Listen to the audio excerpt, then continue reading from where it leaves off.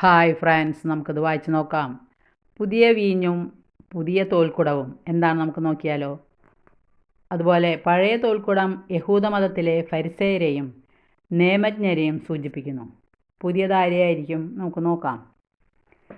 യേശു ഉദ്ദേശിച്ചത് തൻ്റെ ശിഷ്യന്മാർ തൻ്റെ മരണശേഷം ഉപവസിക്കും എന്ന് തന്നെയാണ്. അപ്പസ്തല പ്രവർത്തനത്തിൽ ക്രിസ്ത്യാനികൾ ഉപവസിച്ചിരുന്നുവെന്ന് പറയുന്നുണ്ട്.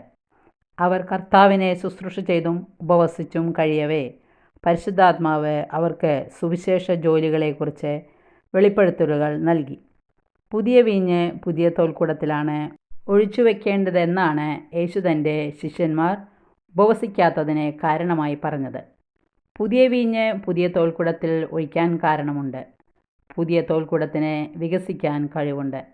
പുതിയ വീഞ്ഞ് പുളിച്ച് പൂർണ്ണമാകാത്തതിനാൽ അതിൽ നിന്ന് ചില ഗ്യാസുകൾ ഉണ്ടാകുന്നതനുസരിച്ച് വികസിക്കാൻ പഴയ തോൽക്കുടത്തിന് കഴിവില്ലാത്തതിനാൽ അത് പൊട്ടിപ്പോകും.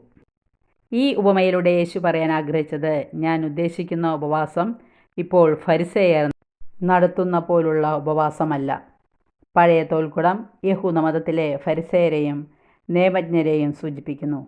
അർത്ഥശൂന്യവും യുക്തിരഹിതവുമായ പാരമ്പര്യങ്ങളുടെ പേരിൽ പോലും മർക്കടമുഷ്ടി പിടിക്കുന്നവരായിരുന്നു അവർ. പുതിയ തോൽക്കുടം ക്രിസ്തുമതത്തെ സൂചിപ്പിക്കുന്നു.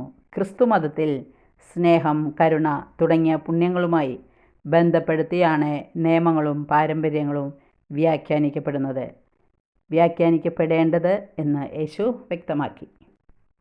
പാപക്ഷമ തുടങ്ങിയ പല കാര്യങ്ങളിലും ക്രിസ്തുമതം യഹൂദമതത്തിൽ നിന്ന് വളരെ വ്യത്യസ്തമായ നിലപാടുകളും പഠനങ്ങളുമാണ് സ്ഥിരീകരിക്കുന്നത്. ക്രിസ്ത്യാനികൾ പഴയ തോൽക്കുടം പോലെയാകരുത്. ചില അനുഷ്ഠാനങ്ങൾ ആവശ്യമില്ലാത്തവയും തിന്മയെ താലോലിക്കുന്നതുമാണെന്നറിഞ്ഞിട്ടും ചെറിയ മാറ്റങ്ങൾക്ക് പോലും തയ്യാറില്ലാത്ത മനോഭാവത്തെയാണ് പഴയ തോൽക്കുടം സൂചിപ്പിക്കുക. യുക്തിരഹിതവും നീതിനിഷ്ഠയില്ലാത്തതുമായ ആചാരങ്ങൾ മുറുകെ പിടിക്കുന്നവർ അവരുടെ തന്നെ ജീവിതത്തെയാണ് നശിപ്പിക്കുക. അറിവില്ലായ്മയുടെയും ദുർവാശിയുടെയും പേരിൽ സത്യസന്ധമായ മാറ്റങ്ങൾക്ക് തയ്യാറില്ലാത്തവരെ ഒരു നാൾ സത്യം നീക്കം ചെയ്യും. ക്രിസ്തീയ ആചാരങ്ങളെ വിജാതീയ അല്ലെങ്കിൽ യഹൂദ ആചാരങ്ങളുമായി അശ്രദ്ധമായി കൂട്ടിക്കലർത്തുന്നത് പുതിയ തുണിക്കഷ്ണം പഴയ തുണിയിൽ ചേർത്ത് തുന്നുന്നത് പോലെയുള്ള അബദ്ധമാണ്. അധികനാൾ ഇത്തരം പരീക്ഷണങ്ങൾ നിലനിൽക്കുകയില്ല. യേശുവിനെ അറിയാമായിരുന്നു തൻ്റെ കുരിശിലെ മരണശേഷം രക്ഷയെക്കുറിച്ചുള്ള പുതിയ ചിന്തകളും അതുമായി ബന്ധപ്പെട്ട പുതിയ ജീവിത രീതിയും തൻ്റെ ശിഷ്യന്മാർ സ്വീകരിക്കുമെന്ന്.